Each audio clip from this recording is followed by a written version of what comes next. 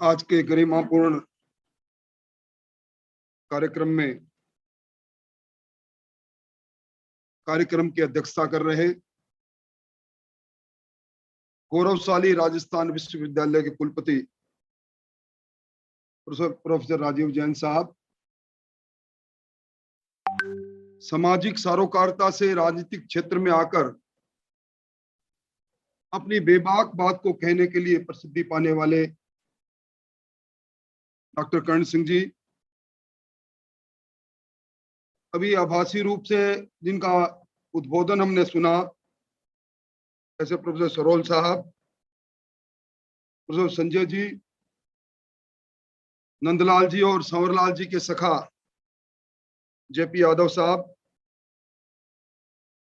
मंच पर बैठी बेटी सुमन, मंजू और इस पूरे कार्यक्रम के आयोजक कहूं, संयोजक कहूं, डॉक्टर प्रकाश जी,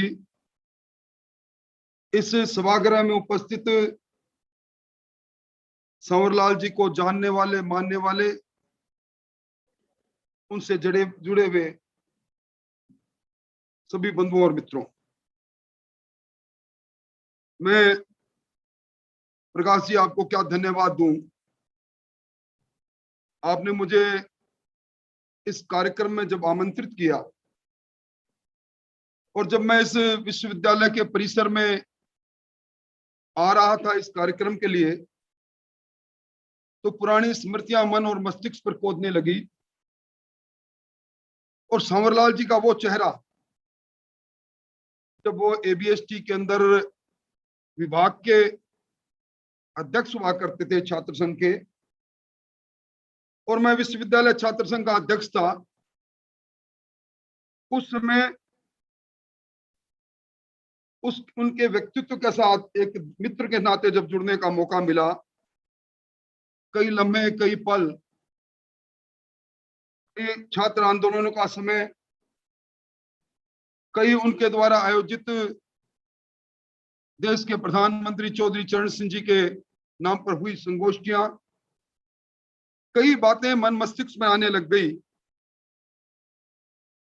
और अगर मैं ये कहूं कि इसी विश्वविद्यालय के प्रांगण से अपनी राजनीति को प्रारंभ करके वो धरती का सपूत 5 बार राजस्थान के विधानसभा में चला गया, लोकसभा में चले गए और हमारा शानदार प्रतिनिधित्व उन्होंने किया।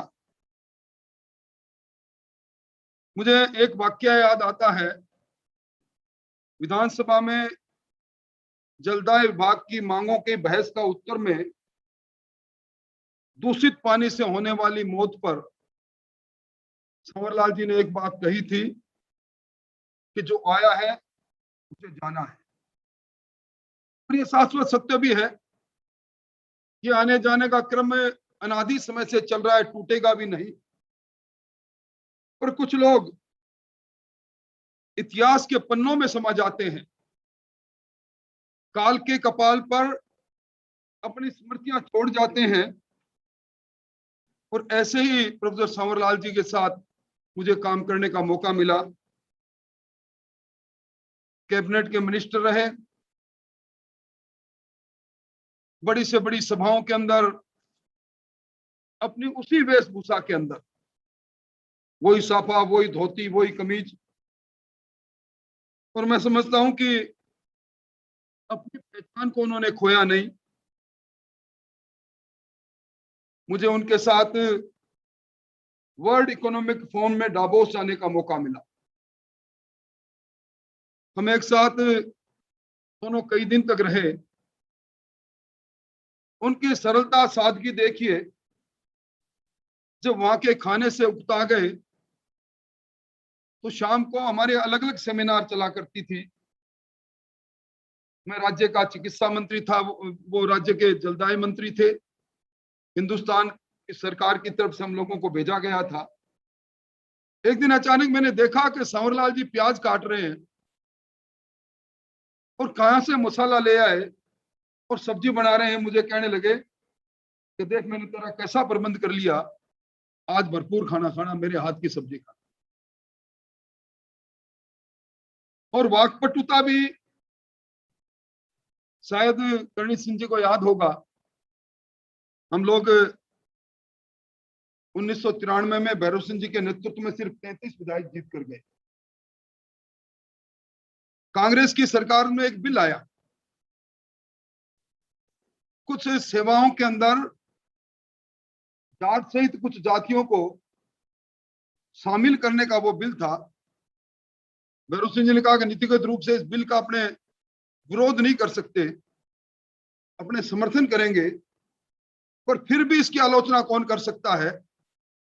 हम सब लोग बैठे, थोड़े से लोग हुआ करते थे। मैंने कहा संवरलाल जी करेंगे। संवरलाल जी ने बिल को लेकर उसको पढ़ना चालू किया। उसके एम्स और ऑब्जेक्ट को पढ़ते हुए उसमें लिखा था कि ये बिल का उद्देश्य कतिपय कुछ जातों को आरक्षण के अंदर सेवाओं में, राजकीय सेवाओं में सम्मिलित करने का है। और कतिपय लिखा हुआ था जाट के आगे। उन्होंने उस एक शब्द को पकड़ा, कतिपय को, और ऐसी व्याख्या कर डाली। उन्होंने कहा जिन लोगों ने इस बिल को ड्राफ्ट किया, उन्होंने उस जाति के लिए कतिपय लिख दिया जो धरती का सीना चीर कर अन्न पैदा करता है, अन्नदाता है, जिसने सर्वाधिक कुर्बानी देश की सीमा पर की। आपने कतिपय शब्द का इस्तेमाल क्यों किया? सीधा इसके अंदर जाट शब्द आता, दूसरी जातियों का नाम आता तो मुझे ऐतराज नहीं। उनकी वाकपटुता निश्चित तौर पर आज भी स्मरणीय है। और मैं समझता हूं कि जिसका जिक्र मुझसे पहले किया गया, जब बीमार हुए और हमारे राष्ट्रीय अध्यक्ष अमित शाह साहब की हमारे प्रदेश कार्यालय में बैठक चल रही थी, बिल्कुल मेरे पास बैठे, बार बार उठ रहे थे, हाथ खड़ा कर रहे थे, और मैं कह रहा था बैठो यार, कन्हैया मुझे कुछ कहना है। और फिर उन्होंने विषय उठाया कि हमारी हुकूमत आ गई दिल्ली में, बीबीएमबी के अंदर हमारा प्रतिनिधित्व नहीं रहता, भाखड़ा मैनेजमेंट, व्यास मैनेजमेंट के अंदर पोंग से में पूरा पानी नहीं मिलता, इसलिए पानी मिले राजस्थान के हिस्से का 0.6 एमए जो बचा हुआ है, उसकी बात करते करते वो बेहोश होकर गिर गए। यानी अंतिम शब्द में जो उनके मुख से निकले वो भी किसान, किसानी और खेत और खलियान के निकले। ऐसा व्यक्तित्व आज उनके इस मौके पर, उनकी स्मृति के मौके पर आपने ग्रामीण विकास और सामाजिक अंकेक्षण की बात की है। मुझसे पहले कई वक्ताओं ने इस ओर रेखांकित किया, करणी सिंह जी ने इसको शुभारंभ किया। पर राजस्थान तो वो गौरवशाली प्रदेश है जहां पंचायत राज संस्थानों का उद्भव यहां से हुआ था। वो समय था 2 अक्टूबर 1959 का, जब देश के तत्कालीन प्रधानमंत्री जवाहरलाल नेहरू ने जगाधरी नागौर से त्रिस्तरीय पंचायत राज संस्थानों का प्रारंभ इस देश में किया। और मैं समझता हूं कि उसके पीछे भावना भी एक ही थी। आप ब्रिटानिया हुकूमत के खिलाफ महात्मा गांधी की लड़ाई के अगर लेख पढ़ो तो उसमें ग्राम स्वराज्य की बात कही गई। बार बार एक बात उन्होंने कही कि वो परतंत्रता के बाद जो हमारा स्वरूप बनेगा लोकतंत्र में, गांव हमारी विकास की इकाई बनेगा, गांव के लोग अपने पर अपने स्वयं पर शासन करेंगे। और उन्होंने उस वक्त गांधी जी ने कहा था कि जब आर्थिक और राजनीतिक रूप से केंद्रीकरण होता है तो लोकतंत्र के पाये कमजोर होते हैं। मैं समझता हूं उन्हीं भावनाओं के साथ 73वां संविधान का संशोधन आया और उसी 73वें संविधान के संशोधन ने पंचायत राज संस्थानों को स्वायत्ता देने की बात की। 29 विषय, फंड, फंक्शन और फंक्शनीज के साथ पंचायत राज संस्थानों को स्थानांतरित करने की बात कही। और उसी आधार पर भैरव सिंह जी शेखावत ने 1993-94 में महिला आरक्षण, ओबीसी आरक्षण, एससी आरक्षण और जो बिल जिसके बारे में जिक्र किया गया पंचायत राज अधिनियम 1993 में, उसमें पहली बार ग्राम सभाओं और सोशल ऑडिटिंग की बात की। और मैं समझता हूं ग्राम सभाओं को अधिकार दिया गया सोशल ऑडिटिंग का। सरकार का धन, जनता का धन का व्यय समाज अपनी तरह से उसका एक तरह से मूल्यांकन करे। और इसके पीछे भावना भी वही थी कि राजीव गांधी जी ने जब ये संशोधन लेकर आए थे, उससे पहले उन्होंने एक बात कही थी कि मैं 1 रुपया भेजता हूं 15 पैसे पहुंचते हैं। सामाजिक उत्तरदायित्व रहे, सामाजिक अंकेक्षण हो। और आज जो पंचायत राज एक्ट हमारा बना हुआ 1994 उसके सेक्शन 8 के अंदर इस बात की व्यवस्था भी की गई, ग्राम सभा वार्ड सभाओं को अधिकार दिया गया सामाजिक आकांक्षा का, के लिए आदेश भी निकले। और मैं समझता हूं नरेगा के अंदर भी जो नरेगा एक्ट बना उसकी शायद धारा 17(2) के अंदर भी ग्राम सभा सोशल ऑडिट करे का प्रावधान किया गया। अभी यहाँ आने से पहले मैं कोशिश कर रहा था कि मैं वेबसाइट पर देखूं कितनी ग्राम सभाओं में राजस्थान में सोशल ऑडिट हुआ है। 2020-21 का आंकड़ा कहता है 11,347 ग्राम पंचायतों में 15 ग्राम पंचायतों में मात्र सोशल ऑडिट हुआ है। ये हालात है जब सारे तरह के वैधानिक प्रावधान यहाँ है। मैं समझता हूं निश्चित तौर पर इस प्रकार की संगोष्ठी से जब चर्चाएं निकलती है और चर्चाएं जब आगे चलती है तो विश्वविद्यालय के इस प्रांगण से निकली हुई चर्चाओं में सोशल ऑडिटिंग की अनिवार्यता होते हुए भी क्यों नहीं करा पाए। इसमें मैं किसी राजनीतिक बात को इसलिए नहीं कहूंगा कि मैं खुद पंचायत राज ग्रामीण विकास का मंत्री रहा। सवाल यह भी उठ सकता है कि मैंने अपने कालखंड में क्या किया, पर निश्चित तौर पर जो बात मुझसे पहले कही गई, कहीं न कहीं सामाजिक उत्तरदायित्व और चेतना की कमी हमारे में रही। और आज जो लोग कहते हैं ग्राम पंचायत का सरपंच जिसके काम का सोशल ऑडिटिंग की बात आज हम कर रहे हैं, वो सबसे पहले सरपंच के पद पर आरूढ़ होने से पहले उसके रहन सहन के तौर तरीके, नीचे बोलेरो गाड़ी और उसके तौर तरीके सारे बदल जाते हैं। आज अगर मुझसे कोई कहे कि अगर भ्रष्टाचार की गंगोत्री सबसे ज्यादा तेजी से कहीं बह रही है तो हमारे पंचायत राज संस्थानों और ग्रामीण विकास में बह रही है, इसको दूर करने, स्वच्छ करने के लिए निश्चित तौर पर ऐसे मौके पर जब हम बात करते हैं तो हमें कहीं न कहीं शुरुआत करनी पड़ेगी। सांवरलाल जी ने पूरा जीवन गांव के लिए जिया। मैं उनके साथ कई मौके पर, कई जगह पर, कई सभाओं में गया।